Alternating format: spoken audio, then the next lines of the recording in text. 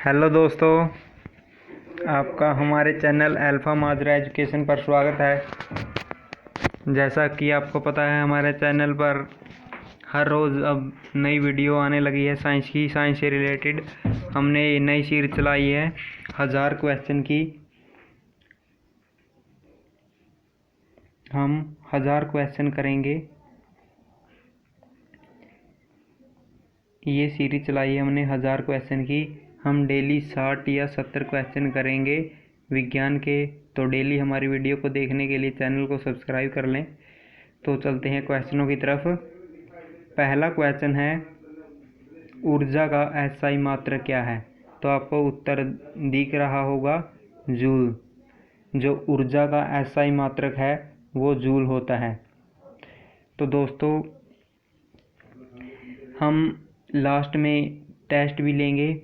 जब ये सीरीज पूरी हो जाएगी 1000 क्वेश्चन की, तो हम लास्ट में टेस्ट भी लेंगे। तो चलते हैं अगले क्वेश्चन की तरफ। विद्युत बल्ब में कौन सी गैस उपयुक्त होती है? तो दोस्तों, इसका नीचे कमेंट में उत्तर लिखें। विद्युत बल्ब में कौन सी गैस उपयुक्त होती है? तो दोस्तों, इसका उत्तर है अकीरीय गैसें। जो अकीरीय गैसें होती है वह विद्युत बल्ब में उपयुक्त हो जाती है। तो चलते हैं अगले क्वेश्चन की तरफ। पौधा घर प्रभाव गैस कौन सी है? तो दोस्तों, आपको इसका उत्तर बताएं।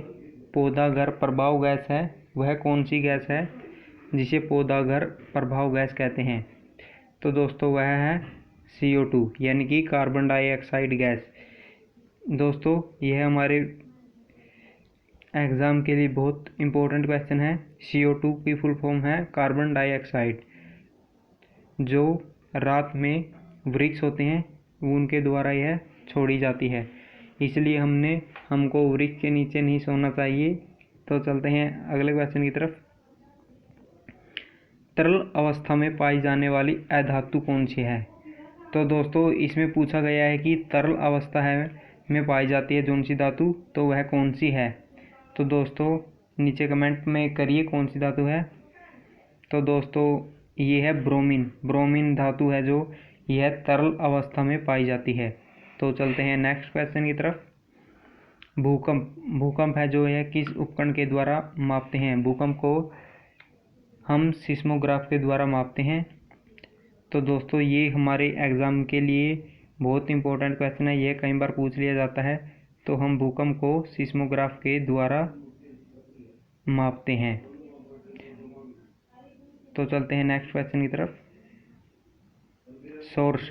तो दोस्तों, आप बताइए हमें कि सोर्स क्या है? सोर्स बताइए आप क्या है? सोर्स एक विषाणु द्वारा फैलने वाली बीमारी होती है। तो नेक्स्ट क्वेश्चन पर चलते हैं। मशरूम। तो दोस्तों, आप हमें मशरूम बताइए कि मशरूम क्या होता है? तो चलते हैं मशरूम। तो दोस्तों, बताइए आप मशरूम, नीचे कमेंट में लिखिए मशरूम क्या है। तो मशरूम एक कवक है। मशरूम एक कवक होता है। तो अगले क्वेश्चन पर चलते हैं। कार्बन का शुद्ध रूप क्या होता है? तो दोस्तों, जो कार्बन है इसका शुद्ध रूप है हीरा।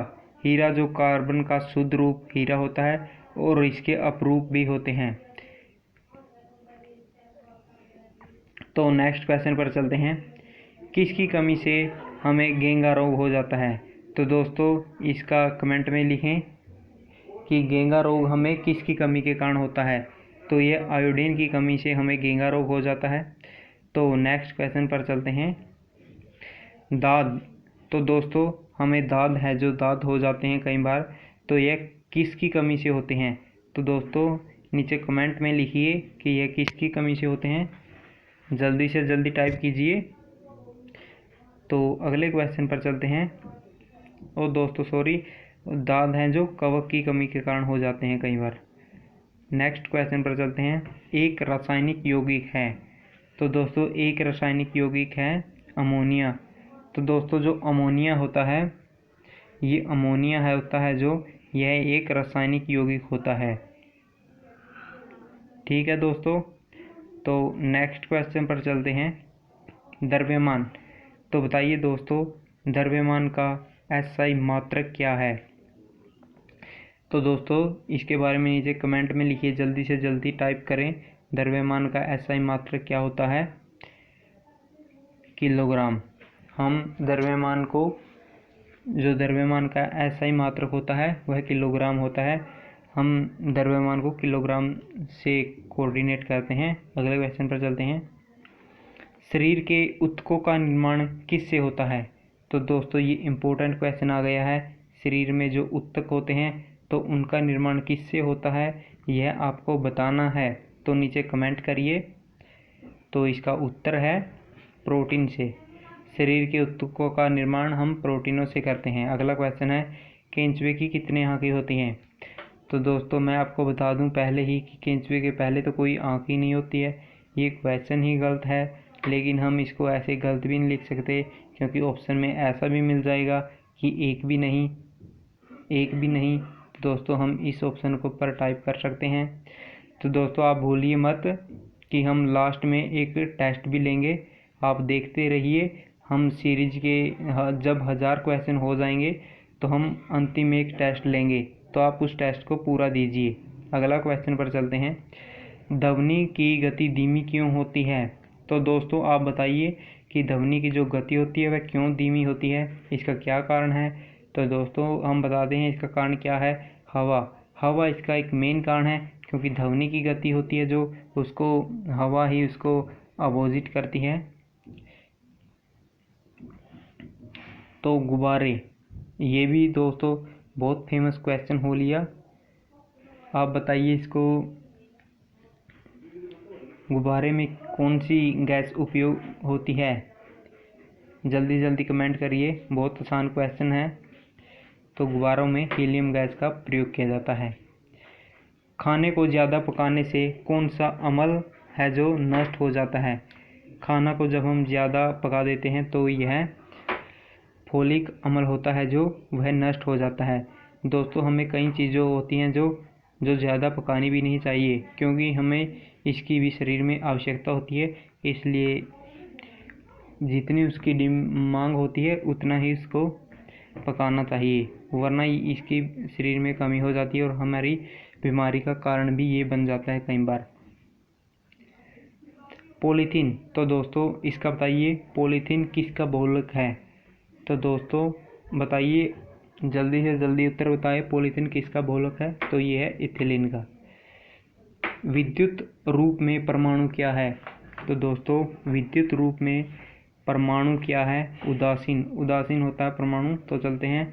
CO2 गैस का एक अणु होता है, तो वह बताइए CO2 गैस का अणु कौन सा है? तो उदासीन। सूर्य से पृथ्वी तक पहुंचने में सूर्य प्रकाश को कितना समय लगता है? तो दोस्तों ये हमने बहुत बार कर लिया क्वेश्चन, तो आप एक बार जल्दी से जल्दी कमेंट करें नीचे, फिर मैं आपको बताता हूँ। तो दोस्तों जो सूर्य है इससे पृथ्वी तक आने तक समय लगता है इसकी किरण को 8 मिनट 20 सेकंड का लगभग का समय लगता है। तो दोस्तों इसका उत्तर है 8 मिनट 20 सेकंड। अगला क्वेश्चन है, किसमें रक्त नहीं होता किंतु वह श्वसन करता है? तो दोस्तों इसका उत्तर बताएं जल्दी से जल्दी। जो हाइड्रा है तो इसमें खून तो होता नहीं, लेकिन यह श्वसन अवश्य करता है। अगला क्वेश्चन पर चलते हैं। वसा मानव शरीर में कहाँ संग्रहित होती है? तो दोस्तों आपको नीचे उत्तर दिख ही रहा होगा कि त्वचा के नीचे है जो मानव शरीर में वसा संग्रहित हो जाती है। अगले क्वेश्चन पर चलते हैं। गोबर गैस का मुख्य घटक कौन सा है? गोबर गैस का जो मुख्य घटक है वो है मीथेन। दोस्तों कई बार पूछ लिया जाता है, ये भी गोबर गैस का मुख्य घटक है जो मीथेन होता है। अगले क्वेश्चन है, पौधे के किस भाग से जूट है? दोस्तों ये आप इसको ठीक कर लीजिए, हमारा टाइपराइटर पे ये मिस्टेक हो गई, ये जूट की जगह जूट कर लीजिए। तो दोस्तों पौधे के हमें तना से जूट प्राप्त होती है। तो नेक्स्ट क्वेश्चन पर चलते हैं। प्रोटीन संश्लेषण है जो वह कहाँ होता है? तो दोस्तों ये भी फेमस क्वेश्चनों में से एक है, तो आप जल्दी से जल्दी इसका उत्तर बता दीजिए। तो राइबोसोम में हमारे प्रोटीन का संश्लेषण होता है। अगला क्वेश्चन है, आलू का कौन सा भाग खाने के योग्य होता है? तो दोस्तों जल्दी से जल्दी बताइए कि आलू का खाने का भाग जड़, तना, पत्ता या जो कुछ भी, जल्दी से जल्दी बताइए। तो दोस्तों इसका उत्तर है जड़। अगला क्वेश्चन है, बारूद बनाने में किस रसायन का प्रयोग किया जाता है? तो दोस्तों इस क्वेश्चन को बहुत बार जो हम गलत कर देते हैं, लेकिन अब हम गलत नहीं करेंगे क्योंकि इसे हम याद करेंगे। तो इसका आंसर है सल्फर। तो हम बारूद बनाने में सल्फर का प्रयोग करते हैं। कई बार पोटासियम भी होता है ऑप्शन में, लेकिन सल्फर राइट आंसर है। अगले क्वेश्चन पर चलते हैं, गाजर में कौन सा लवक होता है? तो दोस्तों जल्दी से जल्दी कमेंट करें, गाजर में कौन सा लवक होता है? तो गाजर में कैरोटीन पाया जाता है जो बहुत हमारी सेहत के लिए लाभदायक होता है। अगला क्वेश्चन है, पृथ्वी द्वारा सूर्य का चक्कर लगाने में किया गया कार्य का मापन होता है। तो दोस्तों आप दोबारा सुनिए, पृथ्वी द्वारा सूर्य का चक्कर लगाने में लिया गया कार्य का मापन होता है। तो दोस्तों बताइए शून्य, जो यह शून्य होता है। अगले क्वेश्चन पर चलते हैं, मिट्टी की उर्वरता घटा जाती है। मिट्टी की उर्वरता कैसे घट जाती है? तो आप दोस्तों को पता ही होगा, ये बहुत ही सिंपल क्वेश्चन है कि जो हमारी मिट्टी है इसकी उर्वरता है जो कैसे कम होती है। तो दोस्तों हम अगर बार बार एक ही खेती करेंगे उस पर, तो उसकी उर्वरता घट जाती है। हमें अलग अलग खेती करनी चाहिए एक खेत में। तो दोस्तों गहन खेती से मिट्टी की जो उर्वरता घट जाती है। तो दोस्तों मवेशियों में जो खुर रोग होता है वह किसके द्वारा होता है? तो दोस्तों मवेशियों में जो खुर रोग होता है वह विषाणुओं के द्वारा होता है। पित्तल, तो दोस्तों बताइए कि पित्तल किसका मिश्रण है? आपको कई बार क्वेश्चन किया हुआ है, तो जल्दी से जल्दी बताएं, पित्तल किसका मिश्रण है? पित्तल मिश्रण होता है जस्ता और तांबा का। तो दोस्तों ये देखिए पित्तल है जो इसका मिश्रण जस्ता और तांबा का मिश्रण होता है। यह कृत्रिम उपग्रह में विद्युत का साधन क्या है? तो दोस्तों जो कृत्रिम उपग्रह में विद्युत का साधन क्या होता है? सौर सेल होते हैं इसके साधन। हमारा सूर्य कैसा तारा है? तो दोस्तों आप बताइए हमारा सूर्य है जो कैसा तारा है? ये एक मध्यम आकारी है।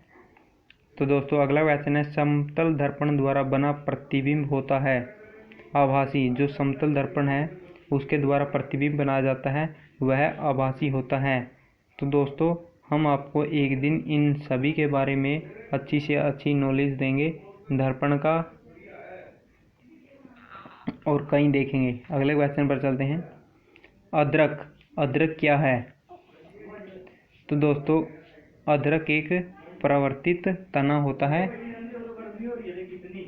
अगले क्वेश्चन है, हल्दी का खाने योग्य हिस्सा कौन सा होता है? तो हल्दी का परकंद। दोस्तों ये कई बार क्वेश्चन पूछ लिया जाता है, आप इसको याद रखिए हमेशा। जो हल्दी होती है इसका खाने का योग्य भाग होता है जो परकंद होता है। आप इसको कई बार बोलिए, हल्दी परकंद, हल्दी परकंद, हल्दी परकंद, तो आपको जल्दी याद हो जाएगा। अगला क्वेश्चन है, गोबर पर जो उगने वाला कवक है उसे वह क्या कहलाता है? गोबर पर उगने वाला जो कवक होता है उसे हम कोपेफेरिल कहते हैं। दोस्तों ये क्वेश्चन आपको लगभग मुश्किल ही मिलेगा, आप यहाँ से इसको नोट कर लीजिएगा अपनी कॉपी में। कोपोफोरिल जो होता है, इसे देखिए गोबर पर उगने वाला यह कवक होता है कोपोफोरिल। कौन सा ग्रह लाल ग्रह कहलाता है? तो आपको सबको पता होगा कि यह मंगल ग्रह होता है। तारपीन का तेल किससे प्राप्त होता है? तो दोस्तों बताइए आप जल्दी से जल्दी, तारपीन का तेल किससे प्राप्त होता है? तो यह प्राप्त होता है चीड़ के पेड़ से। तो दोस्तों अल्फा मात्रा एजुकेशन चैनल बाय अजय झंझोटड़। तो दोस्तों आप हमारी वीडियो को ज़्यादा से ज़्यादा शेयर करिए आप लाइक नहीं करेंगे तो हमारा कुछ नहीं होगा, लेकिन आपका जाएगा भी क्या। आप हमारे चैनल को लाइक ना करें लेकिन शेयर ज़रूर कर दें, क्योंकि आपका फ़ायदा होगा। आप नहीं देखना चाहे तो कोई और देखेगा, तो आप ज़्यादा से ज़्यादा शेयर करने की कोशिश करें दोस्तों।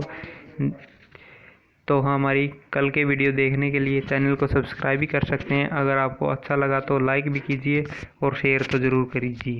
धन्यवाद। जय हिंद, जय भारत।